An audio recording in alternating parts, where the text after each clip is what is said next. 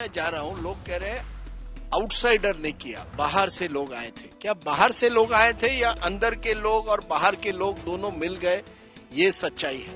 इन लोगों को जिस चैलेंज दिए जा रहे थे उधर से, कुछ लोगों ने इधर से भी चैलेंज को एक्सेप्ट किया है। क्या ये नौजवान एक तरह से रेडिकलाइज हो गए हैं, तबलीगी जमात से जुड़े हुए? एक इस्लामियत एक तरफ आ रही है, दूसरी तरफ हिंदुत्व है, दोनों एक दूसरे के टकराव में हो गए हैं मेवात में, जहां पहले इस तरह के दंगे नहीं हुआ करते थे। तो लोगों में, बच्चों में सोशल मीडिया के जरिए से एक उबाल सा था कि भाई हमको इस तरह से मारा जा रहा है, ऐसे मरते रहेंगे, क्या करें क्या ना करें। कैसे हैं रमजान भाई? बढ़िया सर, बढ़िया। बिल्कुल ठीक। माहौल ठीक नहीं है। हाँ, आप ठीक है लेकिन माहौल ठीक नहीं है। शांति है लेकिन तनावपूर्ण है। शांति है लेकिन तनावपूर्ण है। लेकिन जहां भी मैं जा रहा हूं, लोग कह रहे हैं आउटसाइडर ने किया, बाहर से लोग आए थे। क्या बाहर से लोग आए थे या अंदर के लोग और बाहर के लोग दोनों मिल गए, ये सच्चाई है? बाहर से भी लोग आए और स्थानीय लोग भी शामिल हुए। जो गुंडा टाइप के लोग थे, नू के लोग भी शामिल हुए। हाँ, आसपास के लोग शामिल हुए हैं। मैं एक तरफा बात करना मेरी आदतों में से नहीं। जिन लोगों को जिस चैलेंज दिए जा रहे थे उधर से, कुछ लोगों ने इधर से भी चैलेंज को एक्सेप्ट किया है सोशल मीडिया पर। और उससे वो जो एक ऐसी भीड़ है, जो अनसमझ भीड़ है, मूर्खता भरी भीड़ थी, वो यहाँ भी इकट्ठी हुई है। तो स्थानीय लोग भी शामिल हुए हैं और बाहर से भी लोग आए हैं। पर इसमें इतने गन्स और जो जिस तरह से आगजनी हुई, गाड़ियों को जलाया गया, स्टॉल्स को जलाया गया, यानी लोग तैयारी के साथ आए थे कि और पत्थरबाजी हुई। क्या ये स्पॉन्टेनियस था या पहले से सुनियोजित था, तैयार करके लोग आए थे दोनों तरफ से? या यहाँ के जो मुसलमान लोग थे, जो यात्रा में कुछ लोग शामिल थे, सब एक तरह से तैयारी करके आए थे? देखो, उस तरह की तैयारी यहाँ के लोगों की नहीं थी कि भाई ये सब करना है, इसकी कोई तैयारी नहीं थी।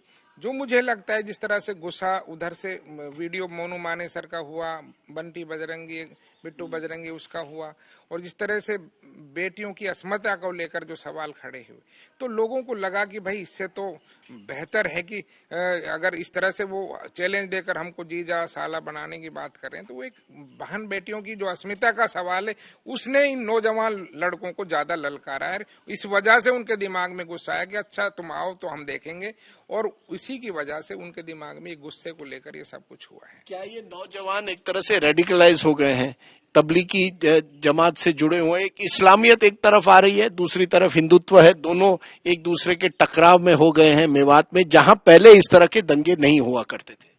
और मैं इसे सत्य नहीं मानता, क्योंकि जहां तबलीगी जमात का सवाल है, तबलीगी जमात रेडिकलाइज जमात नहीं है।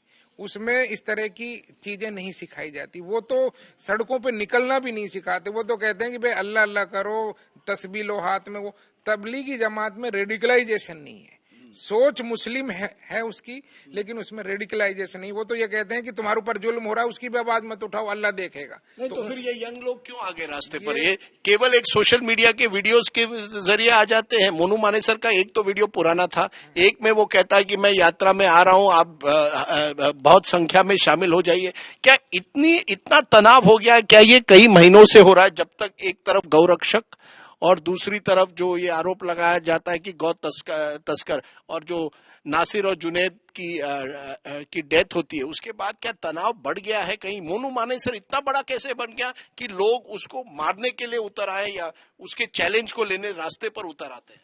पहलू हुआ सर, उसके बाद रकबर हुआ, जुनैद हुआ। एक मिनट, पहलू खान का हुआ जो अलवर में हुआ था। This is remember the cow lynching that took place, the mob lynching that took place of पहलू Khan, who was a cattle trader a few years ago in Alwar, which is about 100 kilometers from here. पहले वो होता है, उसके बाद 2016 में फिर रकबर होता है, और फिर जुनैद होता है फरीदाबाद में। उसके बाद जो ये घटनाएं लगातार हुई, उनमें सजा नहीं हुई। उसके बाद नासिर और जुनैद को जिस तरह से जलाकर उनकी मतलब बहुत हत्या की गई, जिस तरह से जघन्य हत्या की गई, और उसके बाद अभी 15 दिन पहले पुलिस कस्टडी में फरीदाबाद में सैकुल की हत्या हुई, और अभी 4-5 दिन पहले इस घटना से पहले 26 तारीख को सद्दाम की नगर में हत्या का वहां प्रोटेस्ट चल रहा था।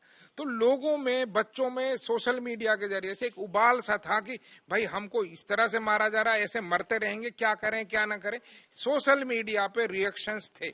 इसी बीच में चूंकि ये वांछित अपराधी है, लोगों को पहले से ही गुस्सा है कि इतना करने के बाद भी ये मोनू मानेसर गिरफ्तार नहीं हो रहा, और उसका जो वीडियो आया 27 तारीख को, और उस पे जो हमारे यहाँ के बच्चों का रिएक्शंस हुआ, और फिर बिट्टू बजरंगी ने एक दिन पहले जो वीडियो दिया, इसका इस तरह से था, तो इसको मैंने रिपोर्ट भी किया। एडिशनल एसपी उषा कुंडू को मैंने जाती तौर पर रिपोर्ट किया कि जी इस तरह से हो रहा है, ये वीडियो तैर रहे हैं, एक्शन रिएक्शन हो रहे हैं, इन सब को आप जो है किस तरह से कंट्रोल करिएगा, ये हो सकता है ये चीजें बड़ी हो जाएं। ये मैंने खुद रिपोर्ट किया।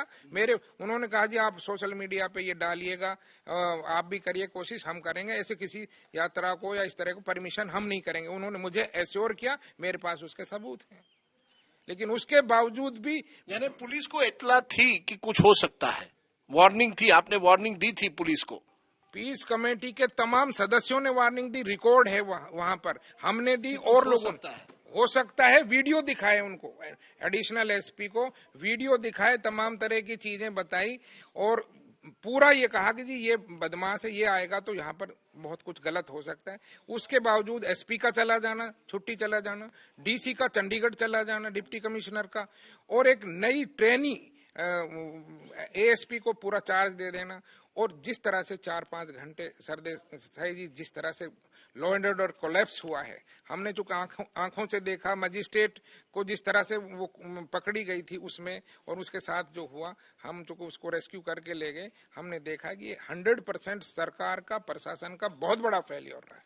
यानी प्रशासन के लोग, पुलिस वाले कम थे रास्तों पर, पुलिस तैनाती कम थी, पुलिस तैनाती उस लेवल पर नहीं थी जितनी होनी चाहिए थी, सही है? जिस वक्त हम रेस्क्यू करने के लिए आए थे, एक भी पुलिस वाला दिल्ली अलवर रोड पर कहीं भी दिखाई नहीं दिया था। एडिशनल एडीजीपी का फोन आया ममता सिंह का कि जनाब क्या हो रहा है। मैंने कहा जी पुलिस का इतना बड़ा फेलियर है, मजिस्ट्रेट यहाँ फंसी हुई है, कुछ करवाइएगा। मैंने सीधी मजिस्ट्रेट से बात की, और मजिस्ट्रेट की एडीजीपी से बात करवाई। उन्होंने रिपोर्ट किया, जनाब अगर वकील नहीं आते तो आज मैं जिंदा नहीं होती। ये हालात हैं। तो खुद मजिस्ट्रेट जो अंजलि जैन है, उन्होंने रिपोर्ट किया। ये हालात, मतलब ये सबूतों के साथ मैं बता रहा हूँ। Remember, there's a local magistrate, Anjali Jain. She and her daughter were going to a medical store when they were targeted at that moment, rescued by Ramzan Bhai here. लेकिन ये मुझे पता करना है कि क्या कहीं ना कहीं ये भाईचारा, जो मेवात की बात होती है कि भाईचारा है, क्या वो खत्म हो गया? राजनीति ने उसे खत्म किया। अब जो राजनीति हो रही है उसमें हिंदू वर्सेस मुस्लिम की राजनीति हो रही है। लेकिन जो आज भी मैं ये बात दावे के साथ कह सकता हूँ कि यहाँ दो समुदायों में लड़ाई नहीं है। हम कल 100 की तादाद में कल हिंदू समाज के लोगों से मिले। हमारा, उन्होंने कुछ नाराजगियां उनकी थी, उन्होंने कहा कि भाई हमारा क्या दोष है। हमने माफी मांगी है कि ठीक है, बिल्कुल हम और आप हैं, बाहर से गुंडे आ गए उधर से भी या इधर से भी, तो उसमें हमारा यहाँ के लोकल हिंदू का क्या दोष है? उनकी दुकानें क्यों लूटेंगी? इसके लिए उनका दुख वाजिब था। हमने उनके लिए नैतिकता के तौर पर माफी मांगी है कि ये गलत हुआ है, लेकिन हमको यहाँ रहना है, हम भाईचारे में रहेंगे। आज भी एक पंचायत डागरपाल की हो रही है, आज फिर हम हिंदू भाइयों से मिलेंगे। यहाँ का भाईचारा तो हम बना कर रखेंगे किसी भी सूरत में, और हमारी जिम्मेदारी ज्यादा है क्योंकि हम मेजोरिटी में हैं यहाँ पर। हमारी जिम्मेदारी है कि यहाँ के मंदिरों की, गुरुकुलों की और हिंदू समाज के लोगों की रक्षा करना हमारी जिम्मेदारी है। हम हर हालत में करेंगे। ये आप बड़ी बात कह रहे हैं। आप कह रहे हैं यहाँ नू में मुस्लिम मेजोरिटी है, मुसलमानों की जिम्मेदारी है, मुसलमान लीडरों की जिम्मेदारी है कि वो भाईचारा यहाँ बरकरार रखे। सही है? बिल्कुल सही है। और मैं गया हूँ जब ये आग लग रही थी, पुलिस नहीं थी, हम हिंदुओं में, मैं और यहाँ के विधायक आफ्ताब और हमारे एडवोकेट साथी उनके पास गए हैं। उन्होंने हमें दुख भी कहा कि वकील साहब आपके होते हुए सब हो रहा है। हमने उनसे माफी मांगी कि जो हो गया वो गलत हो गया, लेकिन अब हम जैसे हैं रहते आए हैं ऐसे रहेंगे। तो उन्होंने हमारी बात को वजन दिया और सब अपने अपनी जगह चले गए। हम जब शांति मार्च निकाला था उस वक्त हम बाजार में हिंदू समाज के लोगों में भी, मुस्लिम समाज के लोगों में भी गए हैं, हाथ जोड़े हैं, हमने सब कुछ इधर उधर किया है। ये कहा जा रहा है कि गरीबी रेखा में जिस तरह से नूह है, बहुत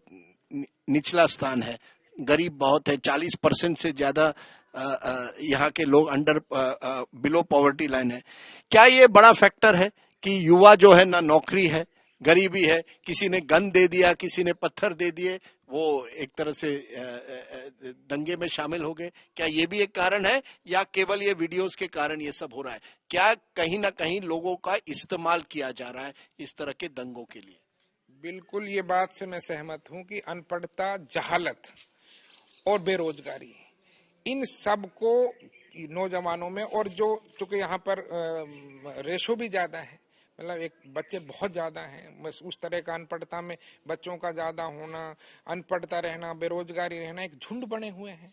तो उनको कोई भी बेवकूफ, मतलब चाहे धर्म के में ढालकर या किसी दूसरे राजनीतिक ग्रुप में ढालकर इन बच्चों को मोड़कर कुछ किया जा सकता है। तो इनका सोशल मीडिया पे जो इस्तेमाल हुआ है, मैं समझता हूं कि वो अनपढ़ता, जहालत में और बेरोजगारी की वजह से हुआ है।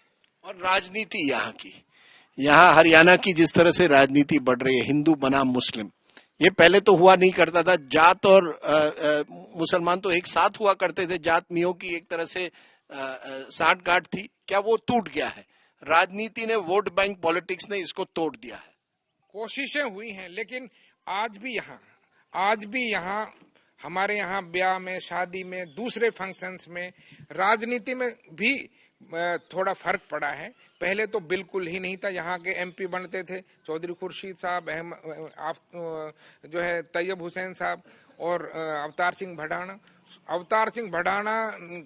यहाँ सब के मुकाबले में अवतार सिंह भडाना को बना दिया, रामचंद्र बेंदा को बना दिया। पहले पॉलिटिक्स में यहाँ इस तरह का भाव नहीं था। लेकिन पहले मुस्लिम हिंदू के लिए वोट देता था, हिंदू मुस्लिम को वोट देता था। बड़ी तादाद में आप उठाकर देख लीजिएगा कि जब अवतार सिंह भडाना बना तो एक साथ वोट कांग्रेस को दिया, और जब रामचंद्र बेंदा बना तब भी बहुत सारे वोट दिए, हालांकि वो बीजेपी का कैंडिडेट था। उस तरह का भाव नहीं था पहले, लेकिन अब इस तरह का भाव बढ़ गया है। पूरी तरह से नहीं, लेकिन भाव बढ़ गया है कि लोग उस तरह से चीजों को देखते हैं। इतना बड़ा लीडर हरा दिया पिछली बार जाकिर हुसैन को, सिर्फ इसलिए कि उस पर बीजेपी का टिकट था, और इसलिए ये सारी चीजें, तो फर्क पड़ा है, यहाँ भी पड़ा है।